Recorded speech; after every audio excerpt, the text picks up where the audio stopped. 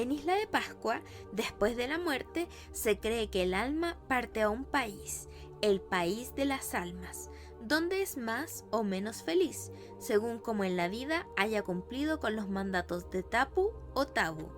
Si tiene méritos para ser feliz, va a una especie de Edén, disponiendo de lujosas vestiduras, regia comida y mujeres hermosas. En caso contrario, el alma desgraciada, especie de espectro, se convierte en Aku Aku, un espíritu maléfico que se oculta en las grutas de las rompientes y atormenta a sus deudos. Para alejarlos de su hogar, los pascuenses plantan a cada lado de la entrada de sus casas 2 lagartos. Además, para apaciguarlos, depositan ofrendas en sus tumbas. Hola, mi nombre es Fernanda y me encanta la historia, en especial los crímenes con historia.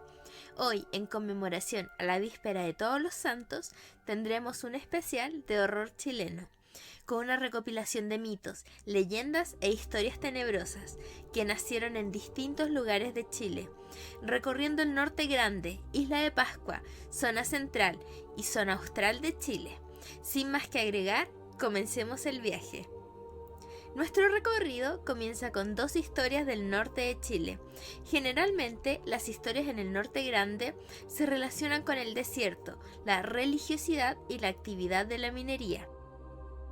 Los mitos cuentan con una profunda influencia inca y de los pueblos pre-incaicos, aunque han adoptado una característica propia al tener una arraigada base colonial española. Un ejemplo de estos mitos es la temida Lola.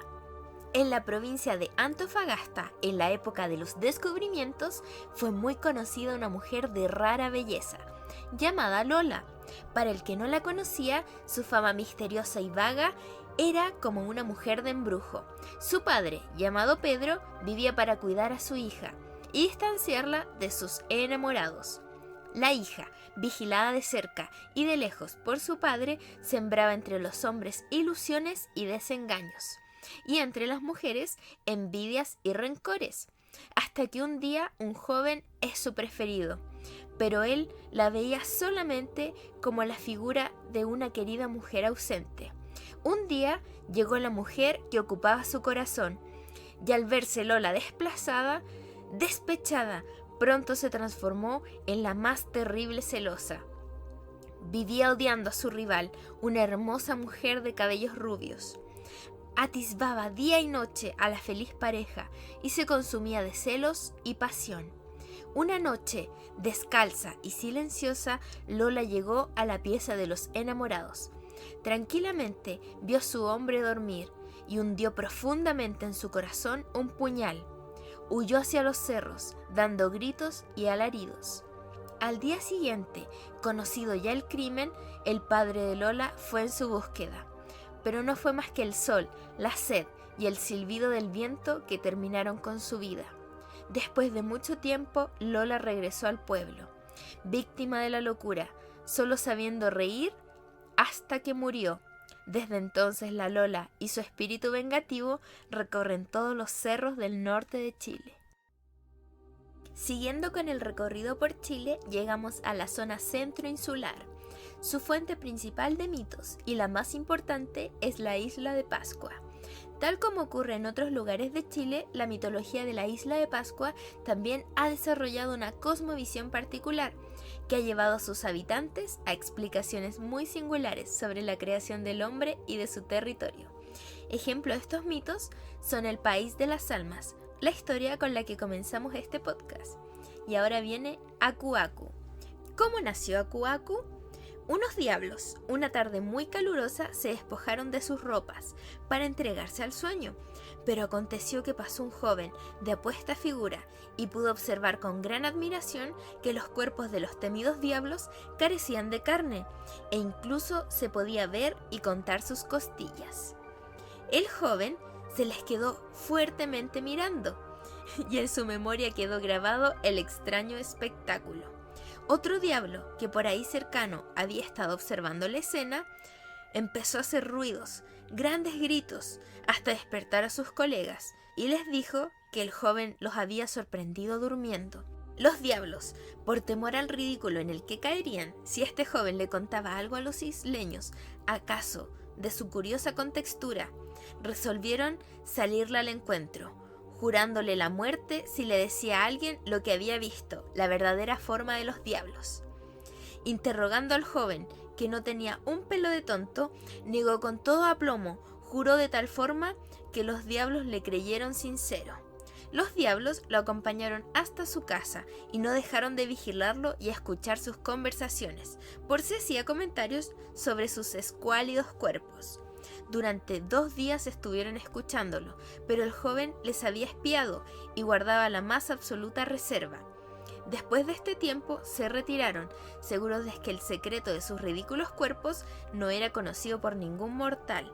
Pero cuando el joven se vio libre de los diablos, cogió un trozo de madera y talló en él la figura descarnada que tenía en su memoria.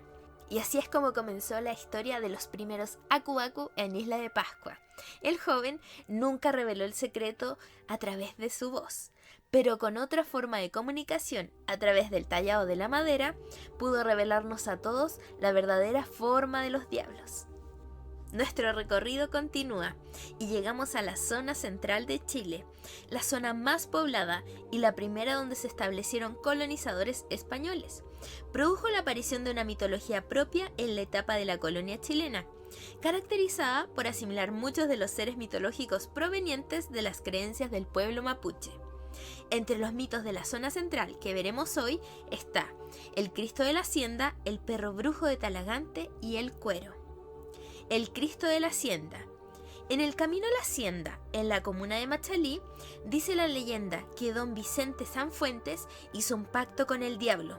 Esto para proteger su fundo, que estaba flanqueado económicamente, producto de la crisis que llegó a nuestro país en los años 1930 hasta 1940, la Gran Depresión. Luego de aquel pacto, se dice que una carroza tirada por 2 corceles negros, diariamente al oscurecer transportaban al mismo Satanás, quien transformado de un elegante caballero, vestido con un smoking negro, visitaba el fondo de San Vicente para recordarle el precio del pacto, su alma. Al paso de los años, el día en que debía pagar el precio del contrato había llegado. Al momento de su muerte, según los hombres del lugar, el cuerpo depositado en el cajón desapareció, siendo reemplazado por piedras. Pero las visitas de la carroza todas las noches no cesaban y atemorizaban a la población machalina, por lo que las hijas de don Vicente mandaron a traer una cruz con la imagen de Cristo crucificado. Esta cruz detuvo el paso de la carroza infernal. Hoy en día se le atribuyen poderes milagrosos a la imagen, y son muchas las personas que viajan diariamente a pedir y cumplir mandas. El Cristo de la Hacienda se ha convertido en la parte de la identidad de la comuna de Machalí. Seguiremos en la zona central de Chile, y ahora tenemos la historia del perro brujo de Talagante. Cuenta la leyenda que en Talagante existió en tiempos muy remotos un brujo tremendamente poderoso, temido y respetado por todos los ciudadanos, ya sea por su poder o por su maldad. Siempre salía de noche y en las cantinas llegaba alardeando de ser el más poderoso, tanto así que el mismísimo diablo le temía. Muchos sufrieron a causa de su poder, hechizando a todo aquel que se le oponía. Durante una de sus correrías, en una cantina se le encontró contando sus historias sobre a cuántos hombres había destruido gracias a su poder. En el rincón más alejado de la cantina se encontraba un hombre flaco, alto y muy blanco. Dicen que su piel era el color de una calavera. Ante este hombre se presentó el brujo, obligándole a que le convidara un trago, amenazándolo en convertirlo en un perro si no le concedía su petición. El extraño no solo no le convidó lo pedido, sino que lo mandó a la punta del cerro. Ante tal agravio, el brujo le dijo que salieran afuera, y si se atrevía a enfrentarlo. Los parroquianos todos se lamentaron por la suerte de aquel forastero, que pronto terminaría transformado en quizás qué engendro, debido a los poderes del brujo. El extraño se puso de pie, pagando su cuenta al cantinero y salió. Al recibir el dinero, el cantinero se fijó que el extraño tenía un anillo. En el dedo anular de su mano huesuda se posaba un enorme anillo, con una calavera con 2 tibias cruzadas, en donde relucían 2 ojos rojos como zafiros. Con voz suave y una mirada fría y vaga, salió el desconocido, a enfrentarse con el brujo. Estando afuera, comenzó una guerra de hechizos. Uno tiraba y el otro devolvía. Mucho tiempo estuvieron los dos en esa pelea, hasta que el hechicero le gritó al extraño: «Te lanzaré el hechizo más potente que tengo, tan poderoso es que ni el mismísimo diablo podría detenerlo», y lo lanzó. El extraño, al sentir ese poder, puso su mano al frente, deteniendo el poder con su anillo, devolviéndoselo al brujo, que alcanzó a esquivarlo solo con su parte superior, quedando transformado en perro de la cintura hacia abajo. Entonces el forastero se acercó al brujo y le dijo: «¿No que eras tan gallo y decías que hasta yo te temía, infeliz? Entérate, yo soy el mismísimo diablo, y soy el único que puede deshacer el hechizo, pero no lo haré. Te dejaré así hasta el día del juicio, por creerte más poderoso que yo».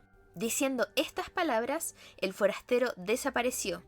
En el mismo instante, el brujo rogó e imploró misericordia, pero fue en vano. Hasta el día de hoy, los habitantes de Talagante, en las noches de luna llena, escuchan el aullido de este brujo, que suplica a Satán volver a convertirlo en humano. Otra leyenda que veremos, y que abunda a lo largo de Chile, es la del temido cuero. El cuero, también conocido como cuero de agua, cuero vivo, manta o manta del diablo, es una criatura acuática, presente en la mitología mapuche, posteriormente incluida en la mitología del centro y sur de Chile, y en la parte suroeste de Argentina. En el fondo cenagoso de tranques, lagos o ríos viven cueros. El cuero es un tejido viviente, provisto de ventosas, que atrae a cuanta bañista se aventura en el agua. Su manera de atacar sería más frecuentemente al atardecer, acercándose de manera sigilosa a su presa, que puede estar en la orilla o bien bebiendo o bañándose en el agua, o dentro de una embarcación. Se dice que luego de estar lo suficientemente cerca, con sus poderes hipnotizaría a su víctima y posteriormente, mediante sus afiladas uñas, atraparía a su víctima o a la embarcación y la arrastraría hacia el fondo del agua. Ya en el fondo, envolvería rápidamente a su presa y la mataría por sofocamiento, y ahí la devoraría absorbiéndole completamente la sangre y todos sus fluidos. Para matar a un cuero se necesitaría la ayuda de una macha experta, la cual con sus habilidades atraería al cuero hacia la orilla. Al tenerlo ya a la vista, lo engañaría arrojándole ramas de calafate. El cuero, engañado por el poder de la machi, creería que las ramas serían una posible presa. Sin embargo, al atacar y apretar con fuerza las ramas, las espinas de las ramas se enterrarían en su cuerpo, y el cuero se desgarraría y sangraría hasta morir su cuerpo material. Otra manera de matar a un cuero sin recurrir a una machi es sacar troncos de quisco o cactus con muchas espinas, envueltos en el estómago o las tripas de un animal, y lanzarlo al agua. Haciendo esta artimaña, el cuero se acercaría creyendo que es una presa, y sucedería lo mismo antes dicho. Las espinas lo atravesarían y matarían. Finalizando con nuestro recorrido, tenemos 3 relatos de la zona austral de Chile: la isla de los muertos, la ballena de la Ensenada y la matanza a los indígenas. Comencemos con la isla de los muertos.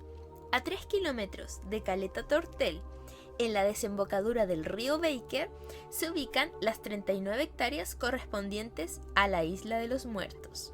En su superficie se encuentran 33 cruces de madera, que serían vestigios de una serie de tumbas individuales que datan de 1906. Los nichos corresponden a los cuerpos de unos 120 trabajadores de la compañía explotadora de Baker. Si bien no hay una versión oficial del motivo de las defunciones, existen diversas teorías. La primera es que fueron defunciones causadas por la epidemia de escorbuto. Otra teoría, y la más difundida, señala que producto de un envenenamiento por la ingesta de harina contaminada con antisárnico, existe la hipótesis de muerte intencional a manos de la compañía Baker, con el fin de no cancelar los sueldos a sus trabajadores, dejando a 120 trabajadores asesinados. Finalmente viajamos a Tierra del Fuego, y dándole sentido al nombre de nuestro podcast, Crímenes con Historia, terminaremos con las dos más grandes masacres que han ocurrido en el último tiempo. Estoy hablando de las masacres a los Patagones. Hacia finales del siglo 1800, Tierra del Fuego concitó el interés de grandes empresas ganaderas. Las empresas ganaderas y las estancias ovejeras crearon fuertes conflictos entre los nativos y los colonos británicos, argentinos y chilenos. Conflicto que adquirió ribetes de guerra de exterminio. Entre las mayores masacres ocurridas en Tierra del Fuego están el banquete del Chancho McLennan y el envenenamiento de Spring Hill. El banquete del chancho colorado Alexander McLennan. Alexander McLennan invita a una tribu Selknam, a la que él había estado hostigando, a un banquete para sellar un acuerdo de paz. Alexander McLennan recibía el nombre de Chancho Colorado, llamado así porque siempre estaba borracho y con el rostro congestionado. Alexander McLennan envió emisarios por toda Tierra del Fuego para que trajeran a indígenas a su territorio. Fue así como invitó a diferentes tribus Selknam, a las que él había estado hostigando hace mucho tiempo. Los invitó a un banquete para sellar un acuerdo de paz. Se suponía que el acuerdo era: los Selknam se comprometían a solo cazar guanacos y a cambio McLennan, el estanciero ganadero, les haría llegar periódicamente ganados de ovejas. Durante el banquete, McLennan sirve grandes cantidades de vino, ron y whisky. Al comprobar que la mayoría de los indígenas se emborrachan, en especial los hombres, McLennan se aleja del lugar y ordena a sus ayudantes, apostados en las colinas, abrir fuego contra la tribu. La masacre dejó un total de 300 muertos. Los que pudieron contar esta historia fueron 50 Selknam, que lograron escapar. Otra de las masacres más grandes ocurridas en Tierra del Fuego es la conocida ballena envenenada en Spring Hill. Habiendo varado una ballena en el lugar denominado Spring Hill, en Tierra del Fuego, los cazadores de indios deciden economizar algunos tiros. Saben que esa ballena será un festín para los famélicos zonas que no tenían que comer, siempre golosos de grasa. Era cosa de envenenar la carne simplemente. Así lo hacen y el resultado es excelente. Hubo caza mayor aquel día. 500 indígenas muertos. En el capítulo de hoy pudimos conocer distintos mitos y leyendas de miedo. El cuero, el origen de los Aku Aku, el Cristo de la Hacienda, el perro brujo de Talagante.